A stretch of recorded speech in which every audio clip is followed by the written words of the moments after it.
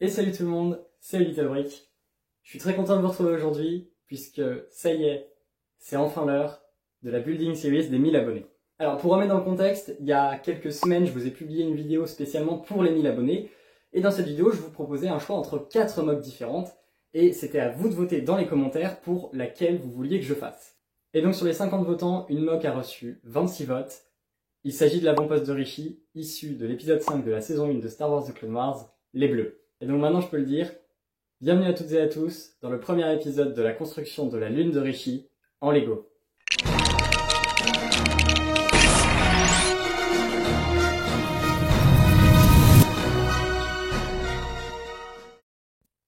Pour rappel, le capitaine Rex et le commandant Cody sont envoyés sur la lune de Richie afin d'inspecter l'avant-poste de la République.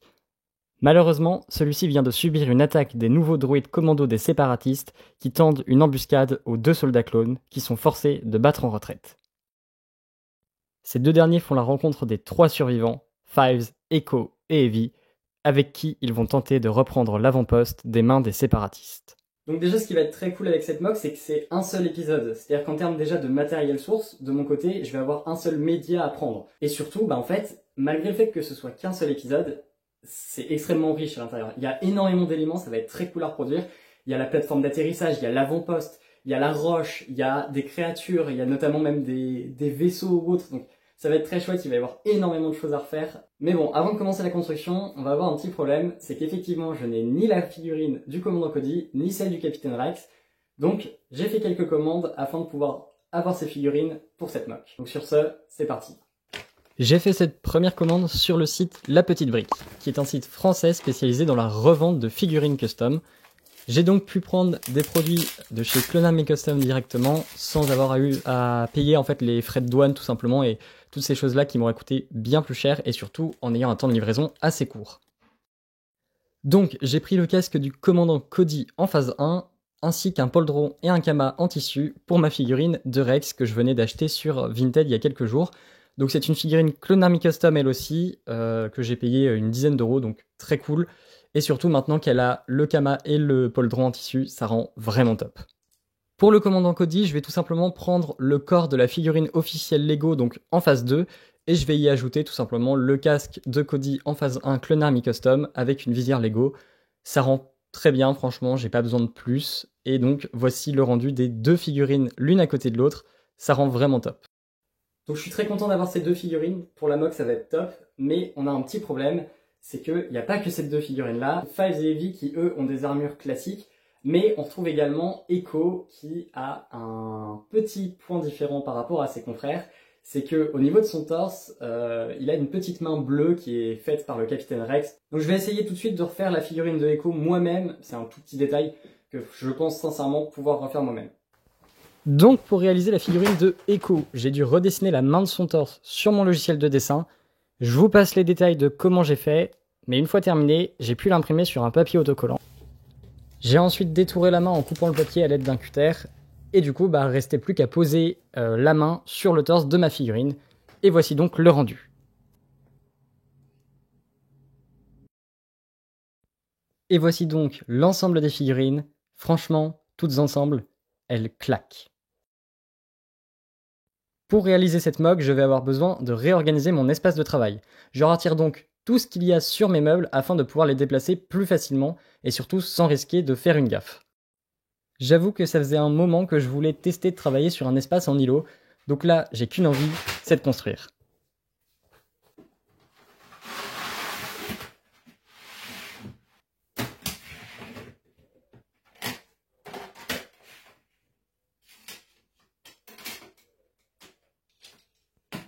Une fois les baseplates réparties, je peux les connecter entre elles avec des briques 2x4.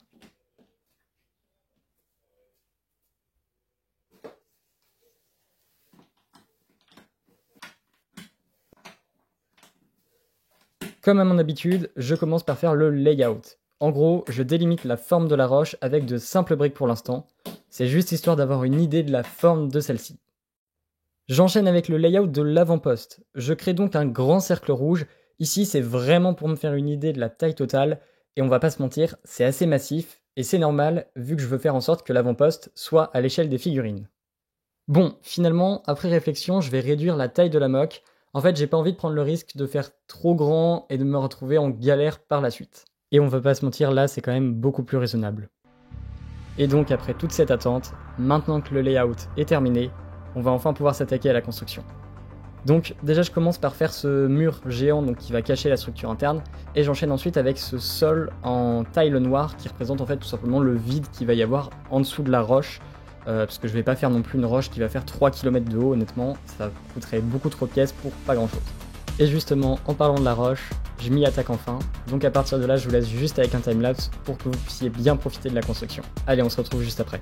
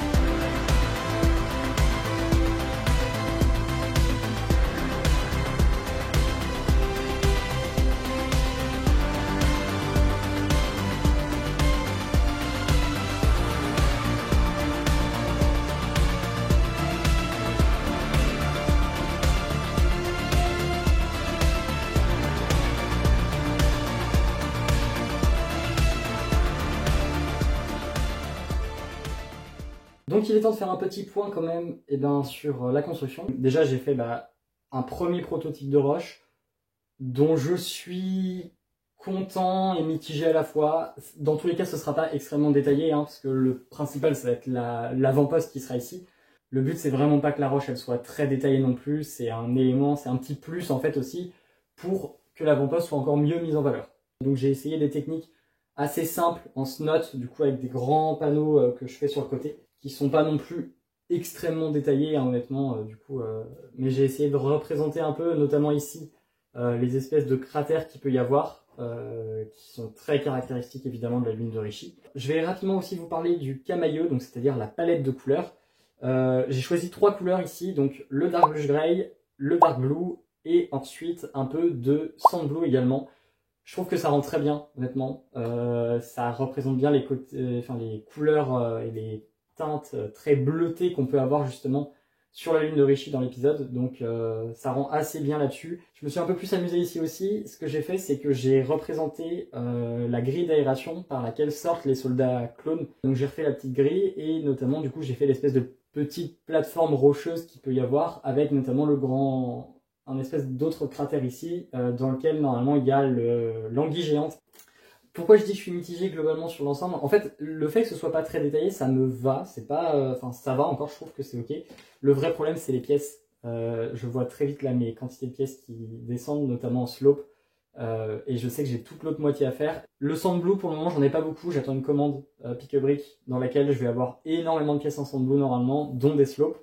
Je vais pas avoir que ça évidemment, mais c'est en grande partie pour ça que j'avais fait cette commande. Bon, en parlant de la commande, je viens à l'instant de tourner le clip du coup que vous venez de voir, et je viens de recevoir la commande juste après ça, donc le timing était vraiment parfait pour le coup.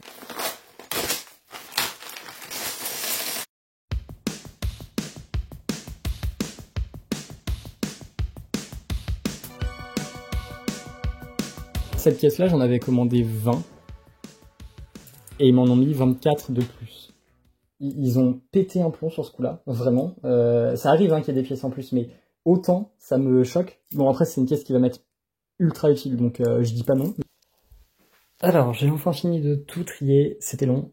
J'ai aucun problème sur les quantités de pièces. J'ai eu même beaucoup en plus, surtout celle-là, comme je vous l'ai dit.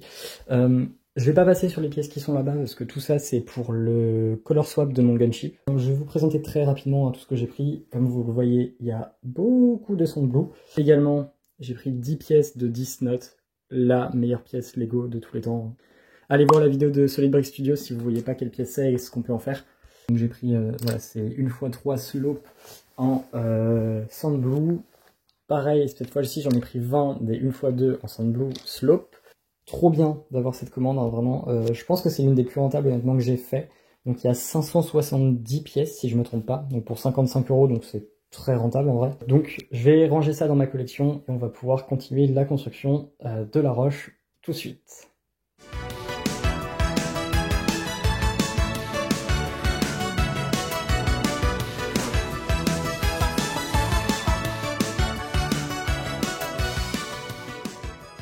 Alors, je me permets une petite pause dans la construction pour vous parler d'un partenariat que j'ai commencé avec Fallbricks. Donc Fallbricks, qu'est-ce que c'est? Eh bien, c'est un serveur Discord Lego autour de tous les thèmes de la marque. Donc vous allez pouvoir retrouver du Ninjago, du Star Wars, vraiment de tout. Donc il y en aura pour tous les goûts. Aussi, si comme moi vous êtes assez débutant sur Discord, il y a un guide qui est présent sur le serveur pour pouvoir vous orienter et vous faire comprendre un peu mieux comment fonctionne le serveur. Alors j'avoue perso, je suis pas encore trop allé discuter par message sur les salons. Par contre, je suis assez actif sur les salons vocaux et vraiment on s'est tapé des barres avec les autres membres de la communauté, c'était génial, il y a eu des délires de fou, vraiment on s'est bien marré. Donc les gens sont ultra accueillants, ultra gentils en fait, que ce soit les membres de la communauté ou le staff, donc c'est très chouette là-dessus. Donc si vous voulez vous aussi rencontrer des moqueurs, des brick filmeurs, des collectionneurs ou juste des gens avec qui discuter de la même passion, bah, je vous invite à rejoindre ce serveur, tous les liens sont en description et nous on peut revenir à la construction. Donc, maintenant que la roche est bien avancée, on va pouvoir s'attaquer à un autre élément, la plateforme. Alors, on va pas faire toute la plateforme dans cet épisode, mais on va au moins faire toute la structure technique qui va venir en fait être habillée ensuite. Mais comme c'est une assez grande plateforme, mine de rien, et qu'elle est soutenue dans le vide en fait, et ben, va falloir faire une bonne structure technique qui va bien consolider le tout, donc on va s'en occuper. Alors, j'avoue, j'y vais un peu à l'aveugle, parce que je connais pas forcément beaucoup les Lego techniques, enfin j'en utilise pas souvent dans mes créations, je vous avoue, donc j'y vais un peu à la voile again.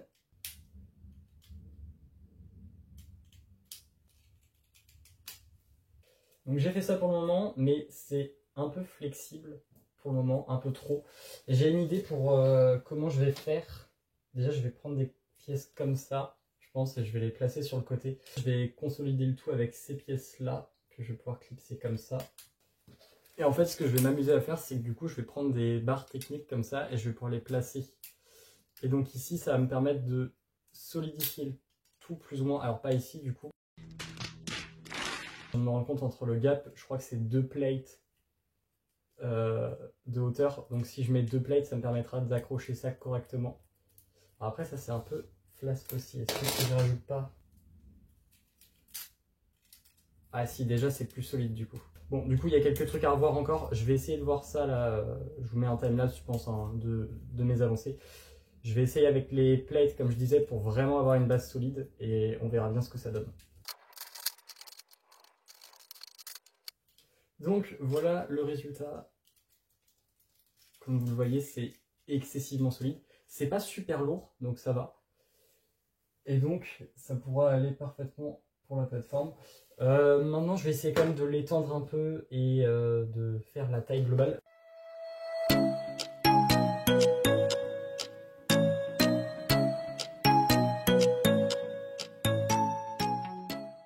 Donc, après plus d'1 heure de construction, voici le résultat. C'est que la structure technique, hein, encore une fois, mais comme vous pouvez le voir, c'est quand même ultra solide. Il y a juste ces pièces-là, du coup, qui sont un peu plus light, mais globalement, la structure interne principale, elle est ultra solide, donc ça c'est trop cool. Tout le pont est aussi vachement solide. La forme, elle est ok. Je peux pas faire un truc qui soit plus large que ça, parce que sinon, en fait, les pièces seront pas en angle à 45 degrés. Quoique, je suis en train de me dire, non, je viens de penser, en fait, je verrai pour peut-être changer la forme de ça et avoir quelque chose de... Ouais, je pense que je vais changer ça. Donc, j'ai modifié par rapport à ce que je disais. J'ai modifié la forme d'hexagone pour en faire quelque chose de plus propre. Donc j'ai perdu l'angle à 45 degrés, mais c'est pas grave parce qu'en fait il y a une petite bordure dans tous les cas que je ferai dépasser un peu plus à la limite pour cacher tous les petits trous qu'il pourrait y avoir. Donc c'est pas très grave en soi sur ce point-là. Mais au moins là je suis content, j'ai une forme qui est quand même bien plus jolie pour la plateforme, donc ça rendra beaucoup mieux sur ce point.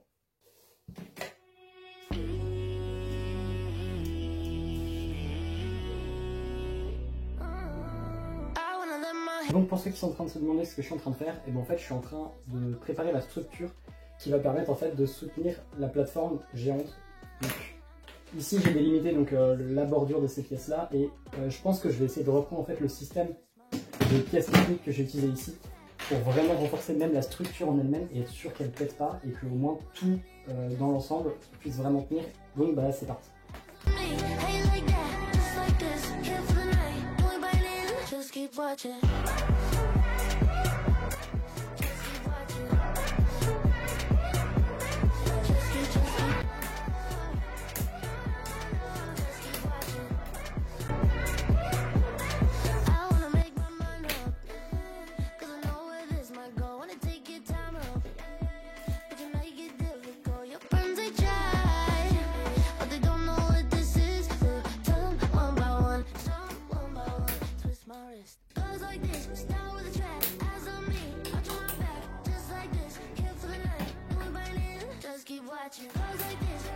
Bon, maintenant que j'en suis là, il ne me reste plus qu'à recouvrir cette structure technique de plate et on pourra enfin ajouter la plateforme et la fixer avec les pièces techniques. Donc c'est parti.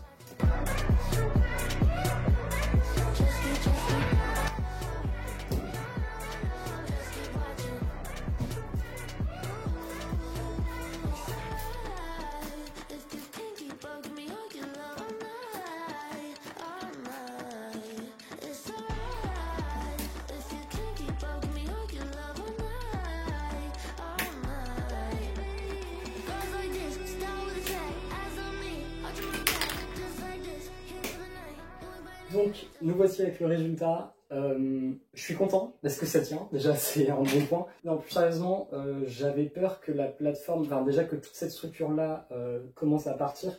Et finalement, donc, elle est assez lourde de ce côté-là pour qu'elle puisse vraiment maintenir toute la plateforme. Également, j'ai ajouté plein de pièces techniques ici, donc pour bien solidifier toute la structure, comme je disais. Alors aussi de ce côté-là, la plateforme, elle s'affaisse un tout petit peu. C'est normal parce qu'elle est quand même assez longue. Mais j'ai bien fait mon travail sur le poids parce qu'elle s'affaisse quand même pas beaucoup. C'est obligé qu'elle s'affaisse parce qu'il y a quand même toute cette partie-là qui n'est pas soutenue. Je rajouterai dans le prochain épisode, vous verrez ça, je vais faire en sorte de rajouter tout un soutien ici parce que c'est ce qu'on voit dans l'épisode. Donc ça permettra que la plateforme soit un peu mieux maintenue, mais dans tous les cas, elle s'affaissera un petit peu, c'est une obligation. Et aussi, ce que je suis très content, c'est que toutes ces pièces-là techniques qui me permettent du coup d'accrocher la plateforme, elles sont très facilement retirables un peu partout et donc ça va me permettre de retirer la plateforme facilement et de pouvoir la travailler en dehors de la moque. Donc ça va me permettre de faciliter l'habillage de la plateforme, mais surtout la construction de la roche qu'on fera tout ça dans le prochain épisode. Bon, c'est déjà la fin de cet épisode. Honnêtement, on a fait à la fois énormément de choses et à la fois pas tant que ça. Il y a surtout eu beaucoup de réceptions de commandes, vous l'aurez vu. Mais il y a beaucoup de choses qui vont arriver là du coup. Il y a quand même la plateforme qu'on vient de terminer qui va quand même être un bon élément qui va être ajouté à la mock par la suite. Et c'est vraiment la base pour le prochain épisode. J'ai essayé de faire en sorte de bien travailler les vidéos et de les rendre assez dynamiques. Donc n'hésitez pas à me dire en commentaire ce que vous en avez pensé. Du dynamisme de l'épisode, de la mock en elle-même, même aussi si vous avez des idées, des conseils ou autres. Il y a plein de choses que j'ai déjà en tête de mon côté pour la mock, sur ce point-là c'est clair et net. Si la vidéo vous a plu, n'hésitez pas à liker et à vous abonner à la chaîne, ça me fera extrêmement plaisir. Et sur ce, moi je vous dis à la semaine prochaine pour l'épisode 2 de la construction de Rishi en Lego. C'était A Little Brick, ciao ciao.